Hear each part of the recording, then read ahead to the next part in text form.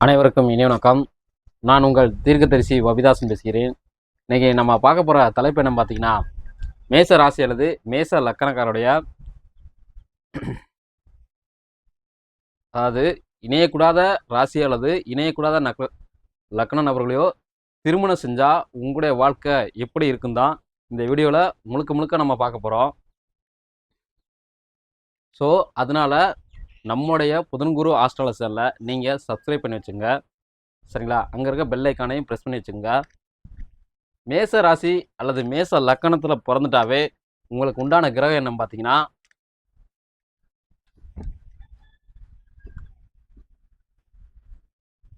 மேசம் ராசி அல்லது லக்னம், இந்த வீட்டுக்கு உண்டான கிரகம் என்னன்னு பார்த்தீங்கன்னா செவ்வாய். இது எல்லாம் எங்களுக்கு தெரியுமே, நீங்கள் என்ன புதுசாக சொல்கிறீங்க அப்படின்னு நீங்கள் கேட்டிங்கன்னா அதுதான் கிடையாது. நீங்கள் எல்லாம் நினச்சிக்கிட்டு இருப்பீங்க செவ்வாய் 2 வீட்டுக்கு, அதாவது செவ்வாய் 2 வீட்டுக்கு அதிபதி நீங்கள் எல்லாம் நினச்சிட்டு இருப்பீங்க. அப்படி கிடையவே கிடையாது. செவ்வாய் ஒரு வீட்டுக்கு அதிபதி, ஒரு வீட்டுக்கு மட்டும்தான் அதிபதி. இது காலச்சக்கரம், சரிங்களா? இது காலச்சக்கரம். மொத்தமே 10 கிரகங்கள் தான். மொத்த கிரகங்கள் எண்ணிக்கையே 10 கிரகங்கள் தான். ஆனால் இங்கே 12 வீடு செட் பண்ணி வச்சுருக்காங்க. எந்த அடிப்படையில் இதை அமைச்சாங்கன்னு எனக்கும் தெரியல, சரிங்களா? இப்போ இது மட்டும்தான் செவ்வாயோடைய வீடு, சரிங்களா? கீழே இருக்கிறது செவ்வாயோட வீடு கிடையாது, சரிங்களா? இந்த வீட்டுக்கு உண்டான கிரகம் வேற கிரகம், சரிங்களா? மேசம் மட்டும்தான் செவ்வாயோடைய வீடு, மேசம். ஓகேவா?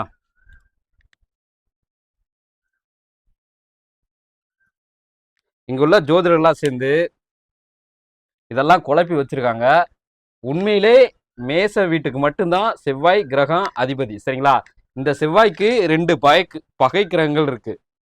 அதாவது நல்லா தெரிஞ்சுங்க, இந்த செவ்வாய்க்கு 2 பகை கிரகங்கள் இருக்கு. ஒன்று என்ன பார்த்தீங்கன்னா, சந்திரன்,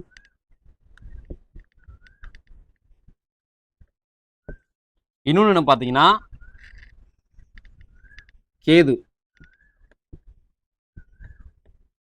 நல்லா தெரிஞ்சுங்க, இந்த செவ்வாய்க்கு 2 பகைக்கிரகங்கள் இருக்கு. ஒன்று பார்த்தீங்கன்னா சந்திரன், இன்னொன்று பார்த்தீங்கன்னா கேது. இப்போ இங்கே சந்திரனோட வீடு என்ன பார்த்தீங்கன்னா, இதுதான் சந்திரனுடைய வீடு, சரிங்களா? கடகம்.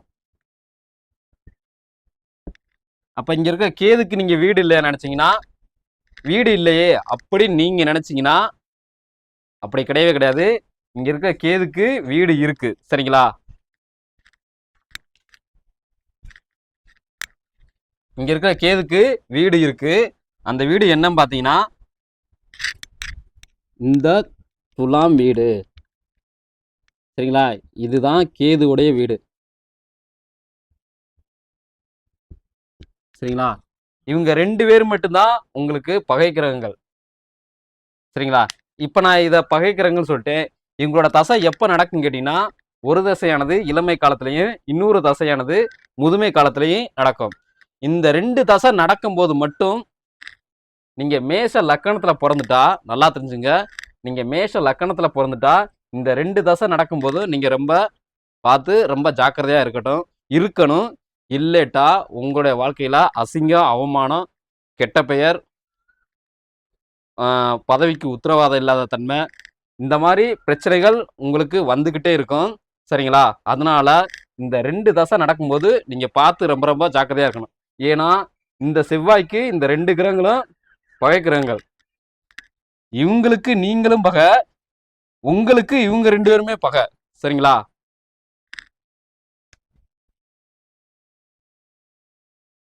ஸோ இவங்க தான், நல்லா தெரிஞ்சுங்க. இப்போ மேசம்,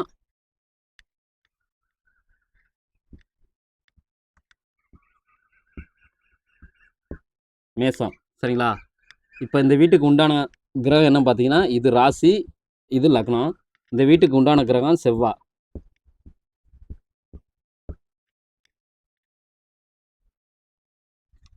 இப்போ இது கடகம், சரிங்களா? இது சந்திரனுடைய வீடு. ராசி அல்லது லக்னம். சரிங்களா? சந்திரன் கிரகம்.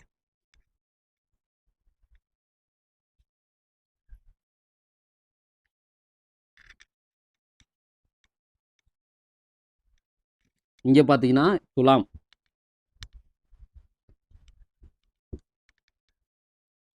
இந்த வீட்டுக்கு அதிபதி யாருன்னு பாத்தீங்கன்னா ராசி அல்லது லக்னம். இந்த வீட்டுக்கு அதிபதி கேது. சரிங்களா? நல்லா தெரிஞ்சுங்க.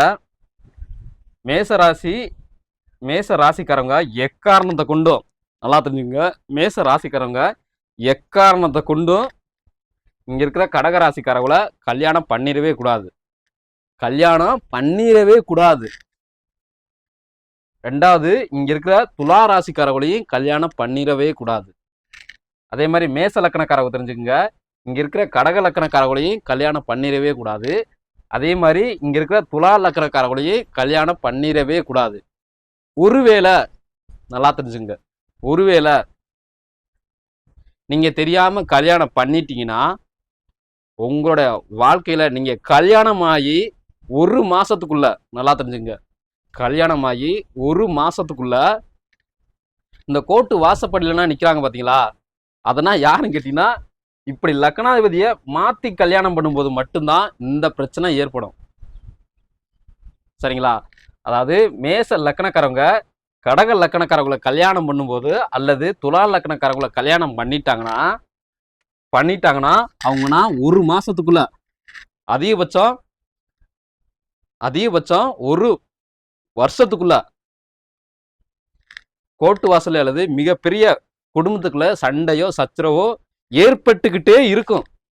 ஏன்னா இவங்களுடைய குணங்கள் உங்களுக்கு பிடிக்காது. நல்லா தெரிஞ்சுங்க, அதாவது உங்களுடைய குணங்கள் இவங்களுக்கு பிடிக்காது.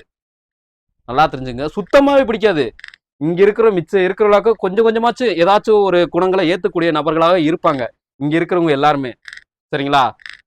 இங்க இருக்கிறவங்க ஒரு குறிப்பிட்ட நபர்கள் உங்களுடைய குணங்களை ஏத்துக்கொள்ளும் மனப்பக்குவத்துல இருப்பாங்க.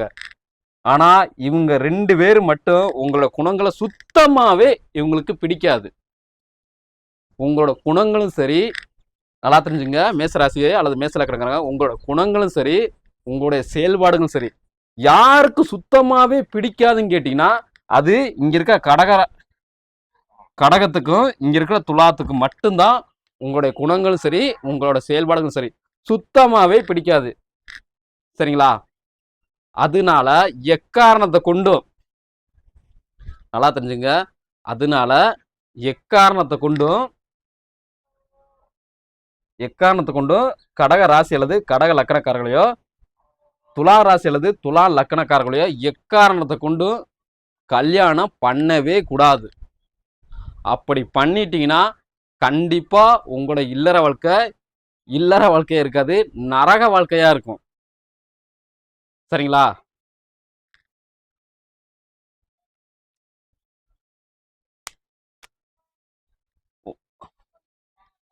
இங்க இருக்கிறவங்க மித்ததெல்லாம் உங்களுடைய குணங்களை, அல்லது நல்லா தெரிஞ்சுங்க, இங்க இருக்கிற மேசம் இவங்க 2 பேரும் சுத்தமாவே ஏற்காதுன்னு சொல்லிட்டு உங்களுடைய குணங்களும் சரி, உங்களுடைய செயல்பாடும் சரி சுத்தமாவே இவங்க 2 பேத்துக்குமே பிடிக்காது.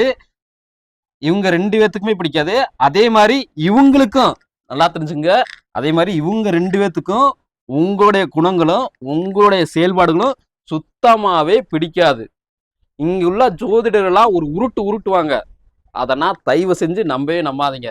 100 புத்தகத்தை படிச்சுட்டா அவங்க மனசுக்குள்ளலாம் ஜோதிடர்னு பெரிய நினப்பு இருக்கு, பெரிய அதுப்பு இருக்கு. அப்படி கிடையவே கிடையாது. ஜோதிடர்னா அது அறிவும் ஞானமும் சம்பந்தப்பட்டிருக்கணும். அவங்க எல்லாம் ஜோதிடர் தான். என்னை பார்த்து நீங்க ஜோதிடரா இல்லை, நீங்க இந்த கேள்வி கேட்டீங்கன்னா நான் ஜோதிடர் கிடையாது, நான் தீர்க்கதரிசி. ஸோ அதனால எனக்கு தெரிஞ்சதை நான் உங்களுக்கு சொல்லித்தரேன். எக்காரணத்தை கொண்டும், நல்லா தெரிஞ்சுங்க, எக்காரணத்தை கொண்டும் மேச ராசிக்காரங்க மேச லக்கணக்காரங்களும் சரி, ஆண்களா இருந்தாலும் சரி பெண்களா இருந்தாலும் சரி, கடக ராசி அல்லது கடக லக்கணக்காரர்களையும் அல்லது துலா ராசி அல்லது துலா லக்கணக்காரர்களையும் எக்காரணத்தை கொண்டு கல்யாணம் பண்ணவே கூடாது. ஏன்னா அவங்க தான் உங்களுக்கு பகையாவே வர்றாங்க. நல்லா தெரிஞ்சுங்க, அவங்க தான் உங்களுக்கு பகையாளியாகவே வர்றாங்க. அதனால இந்த 2 தசையும் நல்லா தெரிஞ்சுங்க. அதாவது மேச லக்கணத்துல பிறந்தவங்க நல்லா தெரிஞ்சுங்க. இந்த சந்திர தசையும் இந்த கேது தசையும் நடக்கும்போது ரொம்ப ரொம்ப பார்த்து ஜாக்கிரதையா இருங்க. இல்லட்டா உங்களுடைய வாழ்க்கையில அசிங்கம், அவமானம், பிரச்சனை எல்லாம் இந்த காலகட்டத்தில் கண்டிப்பா வரும். இந்த 2 தசை நடக்கக்கூடிய காலகட்டத்தில் கண்டிப்பா இதெல்லாம் வரும். சரிங்களா? அதனால கொஞ்சம் பார்த்து சூதானமாவே இருங்க. அப்ப நீங்க எல்லாம் கேட்பீங்க, இவங்கெல்லாம் கொஞ்சம் கொஞ்சமா ஒத்து போகுமா அப்படின்னு நீங்க கேட்பீங்க உங்க மனசுக்குள்ள. இங்க இருக்கிறவங்க, உங்களுக்கு நான் ஏற்கனவே ஒரு வீடியோ போட்டுட்டேன். நீங்க யார, அதாவது மேச ராசி அல்லது மேச லக்கணத்துல பிறந்துட்டாவே நீங்க யார திருமணம் செஞ்சா நல்லா இருக்குன்னு அப்படின்னு செஞ்சு அதாவது திருமணம் செஞ்சா யார திருமணம் செஞ்சா நல்லா இருக்கலாம், வாழ்க்கை முழுக்க எந்த பிரச்சனையும் வராது அப்படின்னு சொல்லிட்டு நான் ஒரு வீடியோ போட்டேன். மேசராசி அல்லது மேச லக்கண, அதாவது வாழ்க்கை துணை ரகசியம் சொல்லிட்டு ஒரு வீடியோ போட்டிருக்கேன். தயவு செஞ்சு மேசராசி அல்லது மேச லக்கணக்காரர்களாக இருந்தீங்கன்னா தயவு செஞ்சு அந்த வீடியோ போய் பாருங்க. அப்பதான் உங்களுக்கு எல்லாமே புரிய வரும். சரிங்களா? இங்க இருக்கிற ஜோதிடர்கள்லாம் சும்மா வாய்க்கு வந்ததெல்லாம் அடிச்சு விட்டு போறக்கூடிய நபர்களாகவே இருக்காங்க. அவங்கள நம்பவே நம்பாதீங்க. ஏன்னா அவங்கெல்லாம் வெறும் ஜோதிடர். சரிங்களா? நீங்க என்னை பார்த்து கேட்டீங்கன்னா நான் ஜோதிடர் கிடையவே கிடையாது, நான் தீர்க்கதரிசி. எப்படி பிரச்சனைகள் வரும்னு கேட்டீங்கன்னா, இந்த 2 தசை பகை தசை நடக்கும்போது இது 2மே பகை கிரகங்கள். நல்லா தெரிஞ்சுங்க, பகை கிரகங்கள்.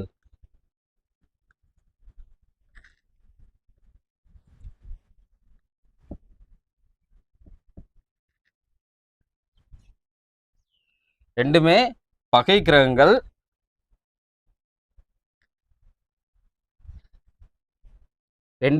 கிரகங்கள். இந்த 2 தசை நடக்கும்போதும் ரொம்ப ரொம்ப ஜாக்கிரதையா இருங்க. ஒரு தசையானது இளமை காலத்திலையும் இன்னொரு தசையானது முதுமை காலத்திலையும் நடக்கும். சரிங்களா? இங்க இருக்கிற மிச்சம் இருக்கக்கூடிய, அதாவது இங்க இருக்கிற எப்படி சொல்லலாம், இங்க இருக்கிற கொஞ்சம் கொஞ்சமா இவங்களெல்லாம் கல்யாணம் பண்ணிட்டீங்கன்னா உங்களுடைய வாழ்க்கையில அப்ப எப்பயாச்சும் ஒரு தடவை தான் பிரச்சனை வரும். ஆனா சமாளிச்சுக்கிட்டே போயிருவீங்க. பிரச்சனை வரும், குடும்பத்துக்குள்ள பிரச்சனை இருந்துகிட்டு தான் இருக்கும். ஆனா பெரிய அளவுக்கு முத்தி போகாது. சரிங்களா? பெரிய அளவுக்குள்ள முத்தி போகாது. ஆனா குறிப்பிட்ட காலகட்டத்தில் அது பெரிய பிரச்சனையா வரும். சரிங்களா? குறிப்பிட்ட காலகட்டத்தில் பெரிய பிரச்சனையா வரும். ஆனா ரொம்ப அளவுக்கு பெரிய பிரச்சனையா போகாது. அந்த அளவுக்கு பெரிய எடுத்து செயல்படுத்தாது.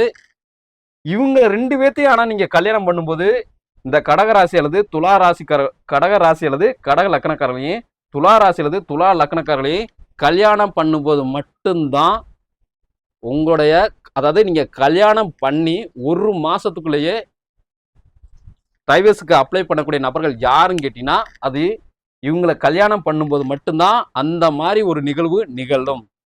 சரிங்களா?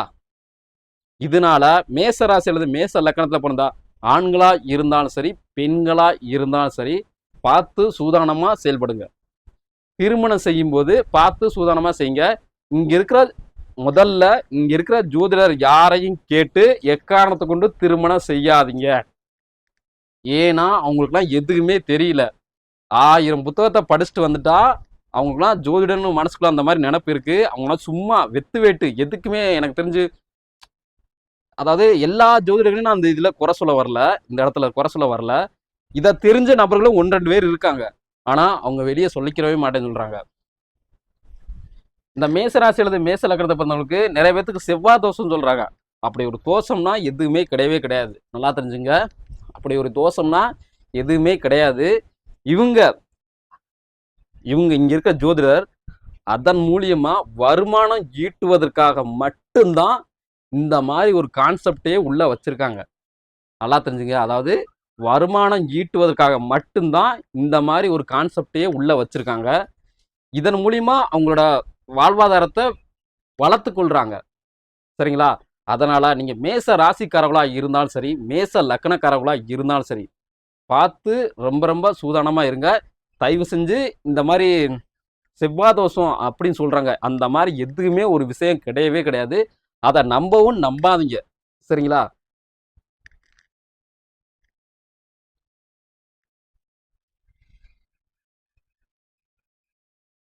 ஸோ இது போல பல அருமையான தகவலை நீங்கள் தெரிஞ்சுக்கணும்னு ஆசைப்பட்டீங்கன்னா நம்மளுடைய புதன்குரு ஆஸ்ட்ராலஜி சேனலை நீங்கள் சப்ஸ்கிரைப் பண்ணி வச்சுங்க.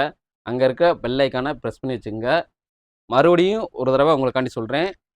நீங்கள் மேச ராசிக்காரர்களாக இருந்துட்டாலும் சரி, மேச லக்கணக்காரர்களாக இருந்துட்டாலும் சரி, ஆண்களாக இருந்தாலும் சரி, பெண்களாக இருந்தாலுமே சரி, எக்காரணத்தை கொண்டும் இங்கே இருக்கிற கடகராசி அல்லது கடக லக்கணக்காரர்களையும், இங்கே இருக்கிற துலா ராசி அல்லது துலா லக்கணக்காரர்களையும் எக்காரணத்தை கொண்டும் திருமணம் செய்யவே கூடாது.